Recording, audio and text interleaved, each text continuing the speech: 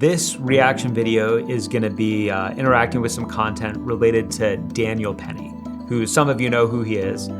Daniel Penny was recently found not guilty in a manslaughter trial of something that happened a while ago where he's an ex-Marine. He was on the New York subway, and there was a man who came onto the subway and was threatening people and acting erratically and like scaring the other subway participants. And so Daniel Penny and somebody else helped subdue him.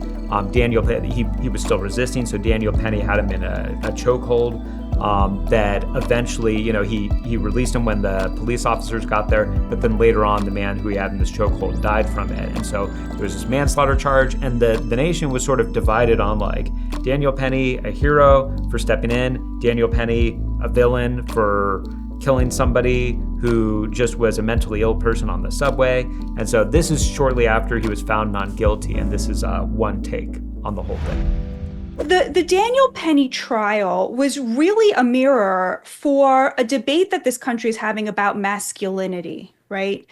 We're talking a lot about this idea of, toxic masculinity. Should men be embarrassed to be men, to be macho, to be protectors or want to be protectors, to be providers or want to be providers? Or are those things that a society actually needs? And I think that this trial was so much about that, about a man standing up in a subway car full of women and children and saying, I will not allow these women to be threatened in this manner, to be terrified when I am sitting here, because of course God probably put me here for exactly this reason. The point that she's making here, here's why I think that this point is really important. Some people who have been less than enamored with Daniel Penny have said something like this. They've said for the man who died, which everybody is troubled over the idea that this man, Jordan Neely, died because of this. Nobody's celebrating that. But the idea of saying, some people have said, acting erratically does not mean that you get to go and kill somebody. The fact that he was acting erratically doesn't mean that Daniel Penny gets to go and kill him.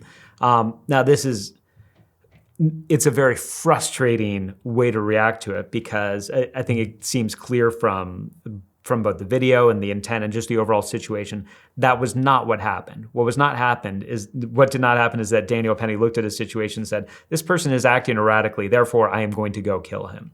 Instead, he looked at a situation and said, this man is literally saying he was making threats. He was saying, I'm willing to go to jail, whatever it is. He was acting in a threatening way and people were terrorized by what was going on.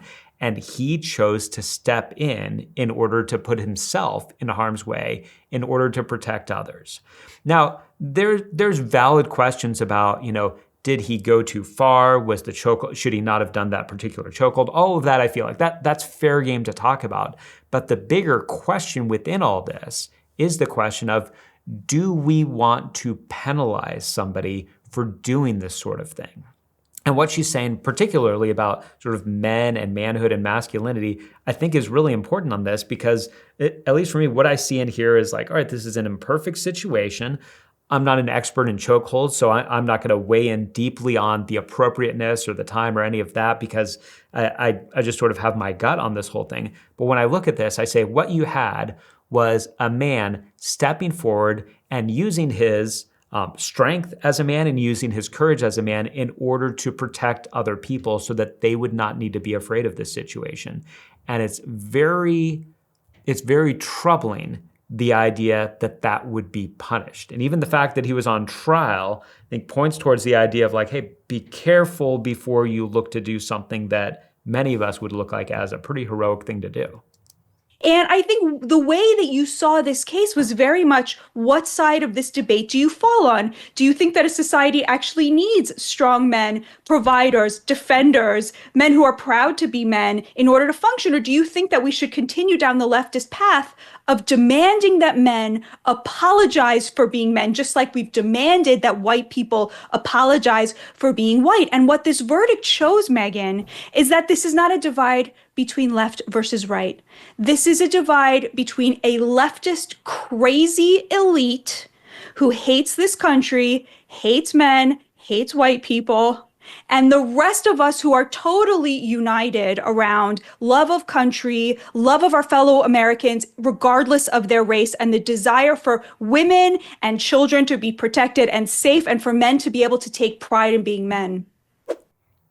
Yeah, a big part, she gets a bit, some of those comments that she made there, since you haven't seen the whole video, it might feel like that was kind of out of nowhere, the whole, the race element of it. I think part of that is pointed towards the idea that there have been certain pundits who have tried to make this a racial issue because the man, Jordan Neely, the man who died, was black, and because Daniel Penny is white, and somehow make this we would have cared more if this was a white man or if this was a black man who had stepped in and intervened. We would have been suspicious. And it's hard because it's like these are hypotheticals. You can't prove a hypothetical, but I do think that this misses the point. And she also in a different part of the video talks about just the makeup of the jury was very ethnically diverse, and some of the witnesses on the subway who were very thankful for Daniel Penny stepping in were black people. And so it seems like the racial element of this is probably not correct to see that as any kind of a significant element in this,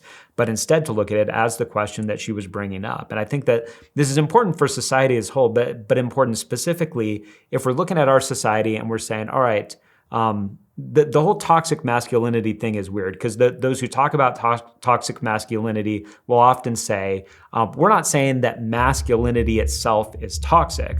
We're saying that there's a certain version of it that would be toxic. And I would say, fair enough, that's true of anything that you could do, that there's a version of masculinity that could be toxic.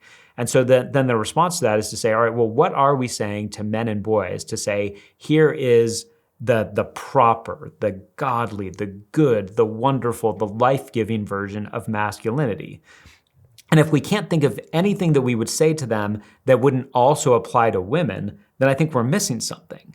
I think if there's not some special way in which we're saying to men and to boys, like, you just by virtue of being a man are going to be physically stronger than whatever, 85 to 90% of women. It's the biology. It's just the way that it works. And so that means you have a greater responsibility to put yourself in harm's way when a situation like this emerges than a woman does, because God has given you more physical capabilities and more physical strength.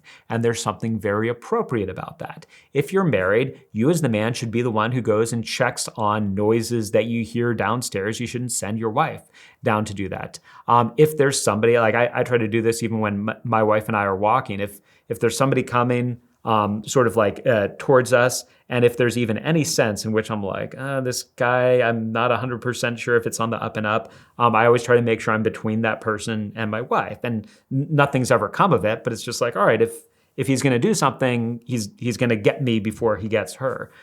If we can't say that to our boys, if we can't say, here is a positive expression of this, then we're really missing something. And so I feel like this case has become a little bit of a flash because there's many of us looking at this and saying, that's what we want men and boys to do. What we want men and boys to do is to say, I will be the one to put myself in harm's way in order to protect the vulnerable. And even the idea that it went to trial, I think sort of hints to the idea of saying, would there be men who would be more hesitant to do this? Who would say, well, I don't want to be taken to trial for assault or from something because I've looked to step in and do something heroic. I think that is a problem in our society, and that we do need to have a sense of saying, as imperfect as this whole Daniel Penny situation is, we want men to be stepping in and putting themselves in harm's way in order to protect the more vulnerable. That is a proper, wonderful expression of masculinity that we want to cultivate, that we want to champion, and that we want to celebrate whenever we see it happen.